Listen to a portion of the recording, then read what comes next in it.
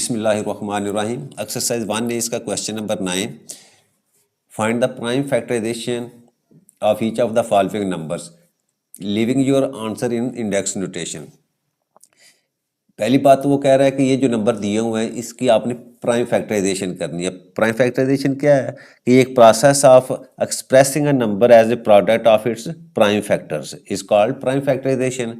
यानी आपने इनको डिवाइड किसके ऊपर करते जाना है, सिर्फ प्राइम नंबर्स के ऊपर। तो वो आपने प्रोडक्ट ऑफ प्राइम नंबर्स की फॉर्म में जो है ना इस नंबर्स को लिखना है, तो वही आपकी प्राइम फैक्टराइजेशन कहलाती है। अच्छा, सेकंड वो कहता है living your answer in the index notation. अब जो नंबर जो है वो बार बार एक ही नंबर अगर बार बार जो है वो मल्टीप्लाई हो रहा है तो आपने उसको क्या करना है, उसको इंडेक्स नोटेशन के अंदर लिखना है। तो सबसे पहले जो है हम इसको बाय डिवीजन मेथड जो है इसकी प्राइम फैक्टराइजेशन करते हैं।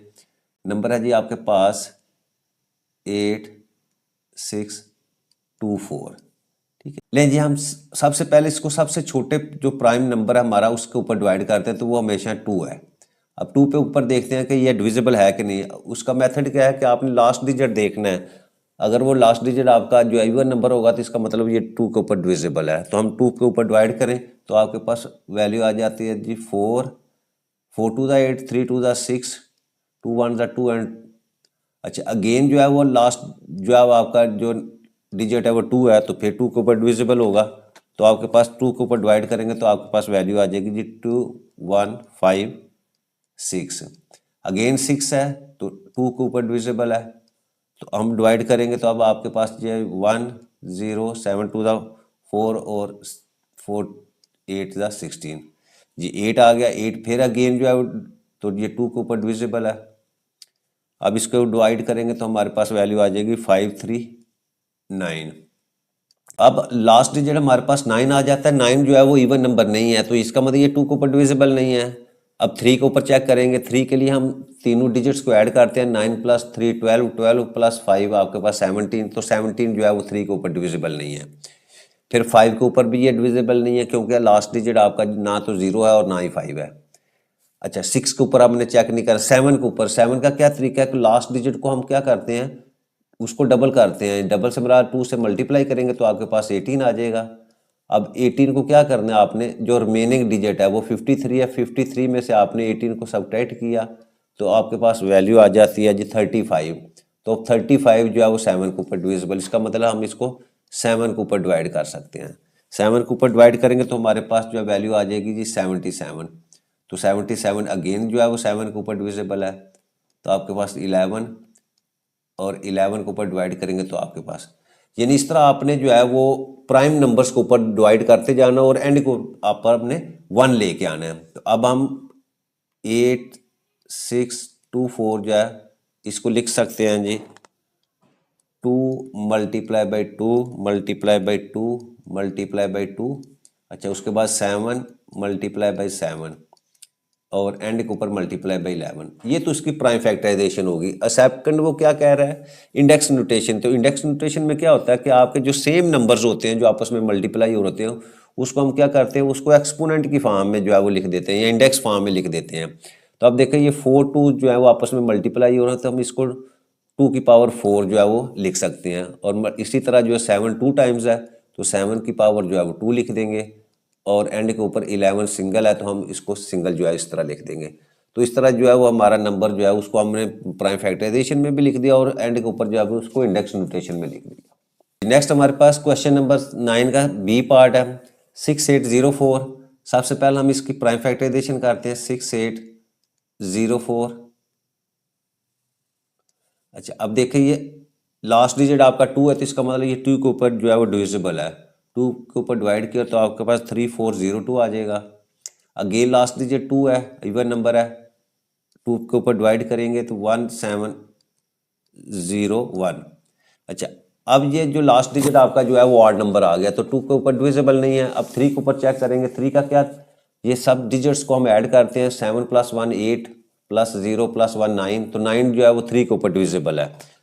अब 3 के ऊपर हम जब डिवाइड करेंगे तो हमारे पास आ जाएगी वैल्यू 5 6 7। अच्छा अगेन ये 3 के ऊपर डिविजिबल है, इसको ऐड करके चेक कर सकते हैं हम। तो हमारे पास वैल्यू आ गई 189। 189 अगेन 3 के ऊपर डिविजिबल है। 63 अगेन 3 के ऊपर डिविजिबल है, आपके पास आ जाएगा 21 को 7 और 7 को हम 7 पे डिवाइड करेंगे तो आपके पास यानी आपने प्राइम नंबर्स के ऊपर डिवाइड करते जाना है एंड तक, जहाँ जब आपके पास जो है वो एंड के ऊपर जो है वैल्यू जो है वो 1 आ जाती है। तो अब हम इसको लिखेंगे 6804 that is equal to 2 multiply by 2 multiply by 3 multiply by 3 multiply by 3, यानी 3 5 टाइम्स आपस में मल्टीप्लाई होगा और 7 सिंगल टाइम्स। अच्छा, अब हमने इसको इंडेक्स नोटेशन में लिखना है तो 2 टाइम्स है तो 2 की पावर 2, इसी तरह 3 जो है वो 5 टाइम्स है तो 3 की पावर 5 और 7 जो है सिंगल टाइम। तो ये जो आपकी प्राइम फैक्टराइजेशन होगी और हमने आंसर को जो है वो इंडेक्स नोटेशन में लिख दिया। नेक्स्ट सी पार्ट हमारे पास है। पहले हम इसकी प्राइम फैक्टराइजेशन करते हैं 26163। अच्छा, अब ये 2 के ऊपर तो डिविजिबल नहीं है, अब सब नंबर्स को ऐड करते हैं 6 3 9 10 16 18 तो इसका मतलब ये 3 के ऊपर डिविजिबल है। तो हम 3 के ऊपर डिवाइड करें तो हमारे पास आंसर आ जाता है जी 8721। अगेन ये 3 के ऊपर डिविजिबल है, डिवाइड करेंगे तो आपके पास 2907। अगेन 3 के ऊपर डिवाइड किया तो 969। अगेन 3 के ऊपर ये अभी भी डिविजिबल है तो हमारे पास वैल्यू आ जाती है 323। अच्छा, अब ये नंबर जो 323 जो है ये हमारे पास 17 के ऊपर जो है वो डिविजिबल है। 17 के ऊपर डिवाइड करेंगे तो आपके पास 19 आ जाता है और 19 जो है वो आपका प्राइम नंबर है तो 19 को 19 के ऊपर ही डिवाइड कर सकते हैं। ठीक है, तो हमारे पास जो है इसकी प्राइम फैक्टराइजेशन आ जाती है 26163 that is equal to 3 multiply by 3 multiply by 3 multiply by 3 4 times और इसके बाद 17 मल्टीप्लाई बाई 19। अब इंडेक्स नोटेशन में लिखे 3 4 टाइम्स है तो 3 की power 4 multiply by 17 multiply by 19। ठीक है। अच्छा, इसी क्वेश्चन का डी पार्ट आपके पास, इसकी प्राइम फैक्टराइजेशन करते हैं 196000। अब देखिए इसमें लास्ट डिजिट आपके पास जो है वो 0 यानी इवन नंबर है तो 2 के ऊपर जो है वो ये डिविजिबल है। 2 के ऊपर डिवाइड करेंगे तो आपके पास वैल्यू आ जाती है जी 98000। अगेन इवन नंबर है, फिर 2 के ऊपर डिवाइड करते हैं हम तो ये आ जाएगी 49000। फिर 2 के ऊपर डिवाइड किया तो ये वैल्यू आ जाएगी 2 2 4 2 4 8 2 5 10 00। अभी भी वन नंबर है लास्ट डिजिट, 2 के ऊपर डिवाइड करेंगे तो आपके पास वैल्यू आ जाएगी 12250। फिर अगेन 2 के ऊपर डिवाइड किया तो ये आ जाएगा 6 2 12 2 1 2 2 2 4 2 5 10। अच्छा, अब आपका लास्ट डिजिट जो है वो 5 है तो इसका मतलब ये 5 के ऊपर डिविजिबल है, क्योंकि लास्ट डिजिट पे अगर 0 या 5 हो तो वो 5 के ऊपर डिविजिबल होता है। अब डिवाइड करेंगे तो आपके पास जो है 1225 आ जाएगा। अगेन 5 के ऊपर डिवाइड करें तो ये आ जाएगा जी 5 2 10 5 4 20 और 5 5 25।